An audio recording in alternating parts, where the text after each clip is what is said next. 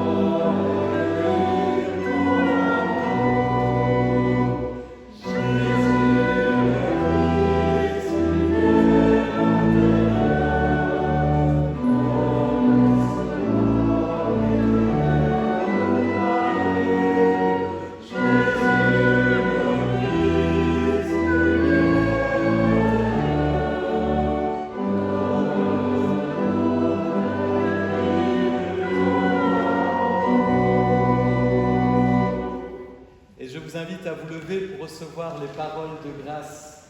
Ainsi parle le Seigneur, je vous donnerai un cœur nouveau. Je mettrai en vous mon esprit et je serai votre Père. Vous serez mes filles, vous serez mes fils. Celui qui écoute ma parole, dit Jésus, et qui croit en celui qui m'a envoyé a la vie éternelle. Il ne vient pas en jugement, mais passe de la mort à la vie. Dieu nous met l'assurance de son pardon et nous donne de marcher vers son royaume. Chantons notre reconnaissance, ô ma joie et mon espérance. C'est le 61-37.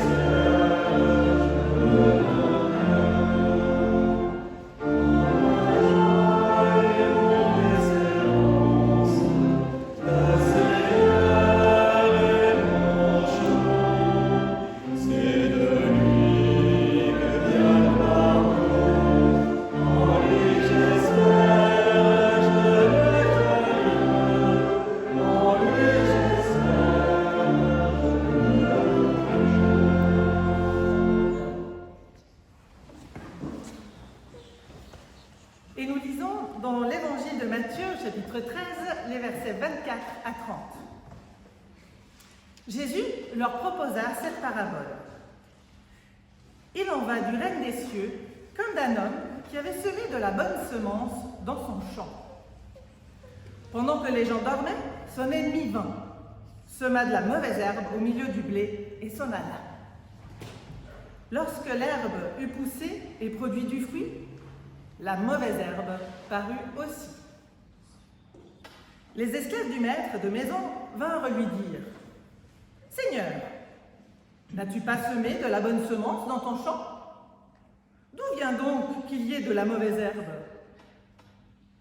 Il leur répondit « C'est un ennemi qui a fait cela. » Les esclaves lui dirent « Veux-tu que nous allions l'arracher ?»« Non, dit-il. De peur qu'en arrachant la mauvaise herbe, vous ne déraciniez le blé en même temps. Laissez croître ensemble l'un et l'autre jusqu'à la moisson. Au temps de la moisson, je dirai au moissonneur, arrachez d'abord la mauvaise herbe et liez-la en gerbe pour la brûler, puis recueillez le blé dans ma grange.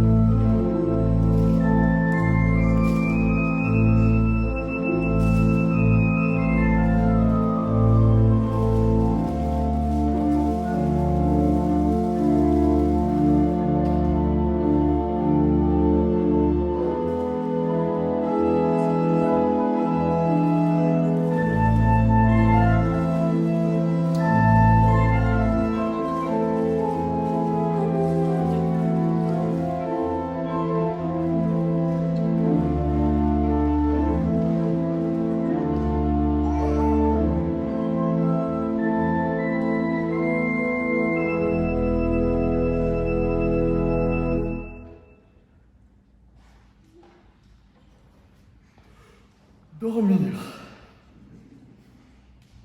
Peut-être. Vous avez passé une nuit fabuleuse et reposante. Vous avez bien dormi et ce matin, vous êtes prêts pour vivre un bon dimanche d'été. Peut-être ce matin, vous avez un peu les paupières lourdes, car les soirées d'été sont souvent longues et il a bien fallu un peu forcer son sommeil pour se rendre au culte. Peut-être aussi que la chaleur, les soucis ont parsemé votre nuit d'insomnie. Alors ce matin, c'est compliqué de rester éveillé et de se mettre à l'écoute. Aucune inquiétude, vous ne serez certainement pas la première ou le premier à vous endormir pendant le sermon.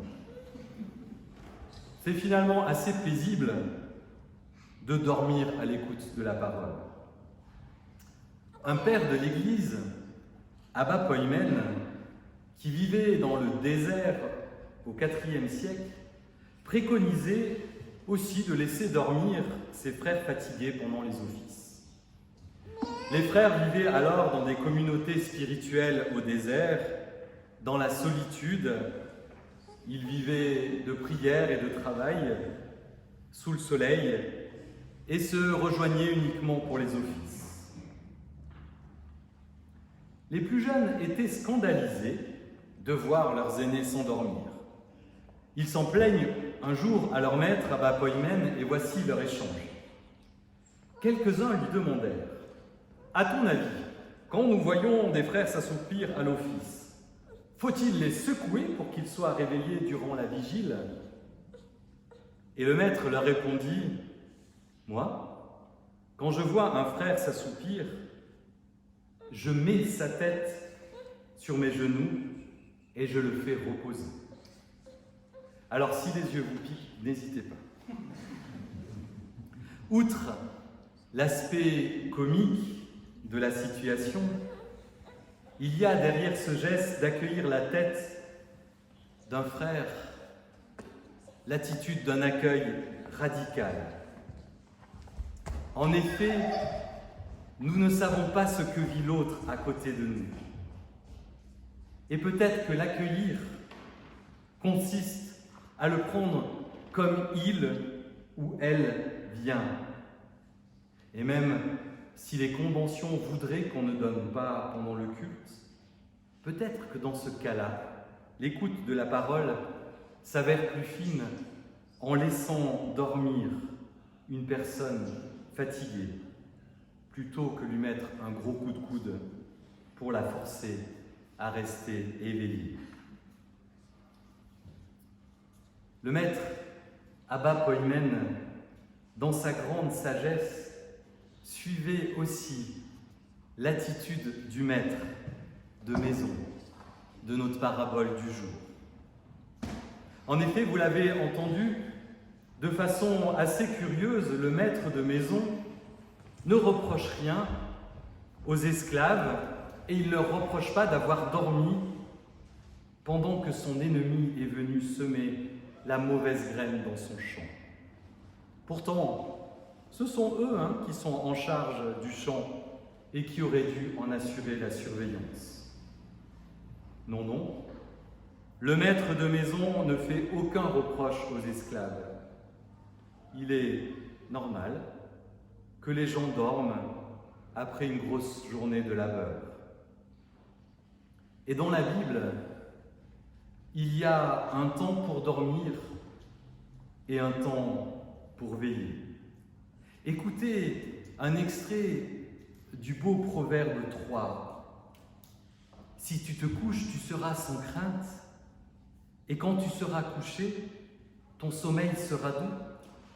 Ne redoute ni une terreur soudaine, ni une attaque de la part des méchants, car l'Éternel sera ton assurance, et il préservera ton pied de toute embûche. » C'est peut-être un verset des fois à lire avant d'aller se coucher. Il y a un temps pour dormir sur la protection de Dieu, et il y a aussi un temps pour veiller. Prenez garde, veillez, car vous ne savez pas quand viendra le moment. Il en est comme d'un homme parti en voyage. En quittant sa maison, il a donné tout pouvoir à ses serviteurs, fixé à chacun son travail et recommandé au portier de veiller. Veillez donc, car vous ne savez pas quand le maître de la maison reviendra, le soir ou à minuit, au chant du coq ou le matin. Il peut arriver à l'improviste et vous trouver endormi. Ce que je vous dis là, je le dis à tous, veillez. Et on se rappelle que Jésus demandera à ses disciples de veiller avec lui dans la nuit avant sa crucifixion. Il y a donc bien un temps pour veiller et un temps pour dormir. Et si j'insiste ce matin sur cette question du temps, c'est que je trouve que la parabole que nous venons de lire insiste sur la temporalité du royaume. Et cette temporalité va s'égrener en 6 étapes. Il y a le temps de l'action, le temps du sommeil, le temps de la nuit, le temps de la germination, le temps du tri et le temps de la moisson. Et commençons en tout premier lieu par le premier temps, le temps de l'action. Il en va du règne des cieux comme d'un homme qui avait semé de la bonne semence dans son champ. Le règne des cieux est semblable à une action. Le royaume des cieux n'est pas un lieu défini, mais un geste, celui de semer la bonne semence. Le royaume n'est pas un acquis fixe, mais une action aux résultats aléatoires qui dépendent en partie des aléas climatiques et aussi des agissements bons ou mauvais des hommes. Le royaume est une action en devenir. Ce n'est pas un espace figé, c'est une gestuelle. C'est le temps du semeur dans le froissement des grains lancés du ciel vers la terre. C'est une promesse en devenir. Vient ensuite le temps du sommeil. Après l'action, le repos. Laissons les éléments assurer leur travail. Les esclaves peuvent dormir sur leurs 2 oreilles dans l'attente de la moisson. Mais vient le temps de l'ennemi. Son ennemi vint, sema de la mauvaise herbe au milieu du blé et s'en alla. Alors que tout semble se dérouler dans les règles de l'art, arrive pendant le temps du sommeil l'imprévu. L'ennemi du semeur débarque et sème la mauvaise graine quand personne ne s'y attend. Il y a, je trouve, quelque chose de rageant. Il y a quelque chose de rageant dans cette histoire d'ennemis. Une invasion d'insectes nuisibles, une tornade dévastatrice aurait été bien plus acceptable que cette intervention bête et méchante de l'ennemi. La fatalité aurait pu alors être invoquée pour expliquer ce qui se passe. Mais devant l'action néfaste d'une main humaine, il n'y a pas d'explication. Et dans leur dialogue, le maître de maison n'en donne pas aux esclaves. La parabole reporte simplement les faits. Et les faits, justement. Son ennemi vint. Ce qui est surprenant, c'est que l'ennemi semble parfaitement identifié, mais aussi parfaitement incontrôlable. Comme on le connaît, on aurait pu imaginer mettre en place une surveillance rapprochée. Et pourtant, quand il vient, l'ennemi ne rencontre aucune résistance et peut sans souci commettre son méfait. Notons aussi que l'ennemi est comme le maître de la moisson, un semeur, mais de mauvaise herbe. La gestuelle est la même, mais elle aboutit à ce moment-là à une contre-promesse, celle de voir pousser de la mauvaise herbe. Cependant, à ce stade, suite aux 2 semailles successives, les semences et les gestes des 2 semeurs sont indissociables. Nul ne peut repérer le bon grain de l'ivraie, le bon du mauvais. Et c'est ça, le temps de l'ennemi. Le temps de l'ennemi, c'est le temps de la confusion. Confusion des semences, confusion des gestes, et aussi confusion dans la réaction des esclaves qui courent vers le maître et sans plus attendre veulent réagir au scandale de l'ennemi. Sont-ils un peu honteux d'avoir dormi au lieu de veiller? Veulent-ils se racheter par une action immédiate pour tenter de revenir à l'état initial d'un champ de bonnes semences? Pourtant, le maître des semences, ce maître du temps, les arrête. Ce n'est plus le temps de l'action. C'est celui de la germination. Parce que l'action, à ce moment-là, risquerait d'accentuer le mal causé par l'ennemi. Le royaume des cieux s'établit dans la patience. Il évite la précipitation et l'action à outrance. Laissez croître ensemble la bonne et la mauvaise herbe jusqu'à la moisson. Il existe parfois une certaine impatience à vouloir assainir nos champs de tout mal. Cette bonne volonté initiale n'aboutit pas toujours à des résultats adéquats. Et il arrive qu'en voulant, soi-disant, expurger le mal, nous tuons toute vie.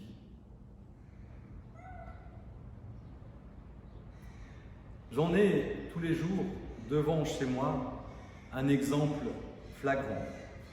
Ça va être ma minute chauvinisme, celui du plus beau lac d'Europe, le lac d'Annecy. Non, je ne sais pas si c'est le plus beau, mais en tout cas, une chose est sûre, c'est le plus pur. Quand vous faites un tour de bateau sur le lac d'Annecy, les guides prennent un verre d'eau et en boivent pour vous assurer que cette eau-là est pure. Il est cité comme exemple d'assainissement de l'eau et les procédés mis en place depuis la création en 1950 d'un syndicat du lac sont copiés un peu partout. Cependant, on se rend compte maintenant que cette pureté artificielle tue aussi la vie. Et voici les propos d'un ingénieur de l'Institut national de la recherche agronomique. La pureté des eaux engendre une chute du phosphore, donc une baisse très nette du plancton et des algues. Les poissons, ne trouvant pas de nourriture en suffisance, deviennent alors plus petits et moins nombreux. La germination du royaume n'a vraiment rien à voir avec la purification et l'assainissement. Méfions-nous, surtout dans notre société actuelle, où le moindre écart apparaît et étale aux yeux de tous dans les journaux. Méfions-nous de ces esclaves pervers du maître qui partent sabre au clair dans de tels combats moraux, parce qu'ils font, eux aussi, le jeu de l'ennemi en détruisant la vie dans leur entreprise de purification. Calme, le temps de la germination et le temps de la patience et de la promesse de voir ce qui pousse.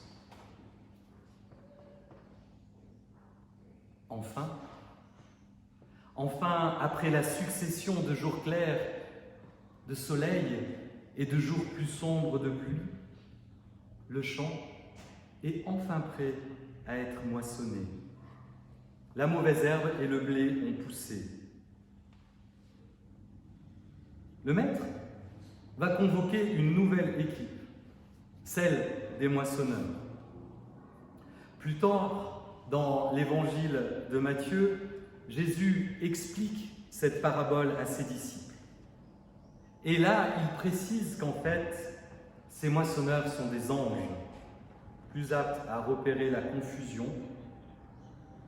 que peut-être les esclaves, plus aptes à repérer la confusion qu'avait créé le geste de l'ennemi. Et avant la moisson, ces moissonneurs doivent séparer la mauvaise herbe du blé. Une fois les végétaux venus à maturité, le tri est plus aisé. Voilà le temps du tri. La mauvaise herbe est arrachée et simplement brûlée. Et le temps de la moisson arrive. Le temps du royaume des cieux. Le temps du royaume des cieux s'établit comme un déroulement d'action et d'inaction dans la succession de moments bien définis. Il est fait de discernement, de patience, de gestes précis. C'est un mouvement, c'est un flux, c'est une dynamique à emprunter. Alors, au rythme de nos battements de foi, dans la confiance, entrons dans ce grand mouvement du royaume. Amen.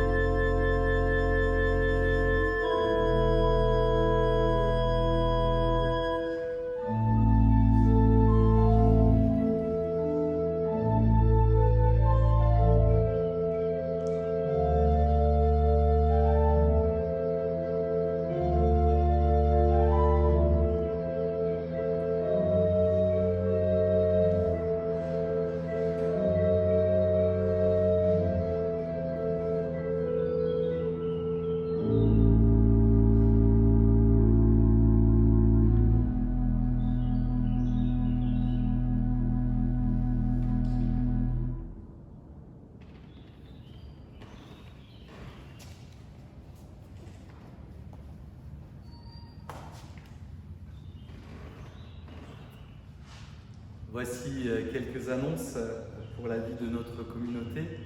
Dimanche prochain, ce sera Eva qui assurera le culte ici dans le temple de Versoix. Le culte aura lieu à 11h. Merci ce matin à Nathalie pour la musique et à Eva pour avoir organisé l'accueil dans ce temple. Nous allons maintenant chanter « Je louerai l'Éternel ». C'est à la page 170, le 1201. « Je louerai l'Éternel ».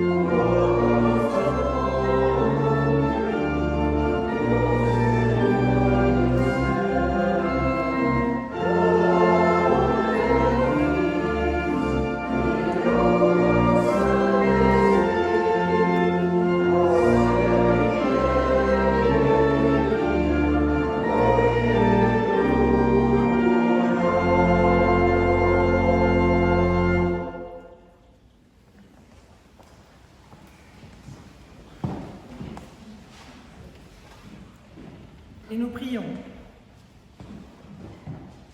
Mon Dieu, mon Père, nous te prions pour tous les enfants du monde. Donne-leur de garder un cœur généreux, ouvert aux autres. Éclaire-les dans les difficultés, protège-les contre les influences mauvaises et guide-les vers la paix et le bonheur. Nous te prions, Seigneur, pour les enfants en difficulté, qu'ils aient auprès d'eux des personnes qui les aiment et se consacrent à eux. Soutiens tous les parents qui luttent aux côtés d'un enfant malade ou qui portent avec leur enfant son handicap. Seigneur, en ce jour de joie, nous te prions pour ceux et celles qui sont dans la peine et dans la souffrance. Viens en aide à tous les hommes et donne-leur la force de rendre notre monde meilleur. Seigneur, en ce jour de joie, nous te louons pour toute la jeunesse de notre pays et d'ailleurs. Fais que nous soyons de celles et ceux qui facilitent leurs actions vers un monde meilleur et plus juste. Fais que nous soyons de celles et ceux qui semons les graines du bien-être, de la joie et d'un monde plus équilibré. Puissions-nous leur offrir une éducation tournée vers le respect mutuel, la coopération et la bonne volonté, afin qu'ils bâtissent un monde meilleur à venir. Et tous ensemble, nous prions. Notre Père, qui es aux cieux, que ton nom soit sanctifié, que ton règne vienne, que ta volonté soit faite sur la terre comme au ciel. Donne-nous aujourd'hui notre pain de ce jour. Pardonne-nous nos offenses, comme nous pardonnons aussi à ceux qui nous ont offensés. Ne nous laisse pas entrer en tentation, mais délivre-nous du mal, car c'est à toi qu'appartiennent le règne, la puissance et la gloire, au siècle des siècles. Amen.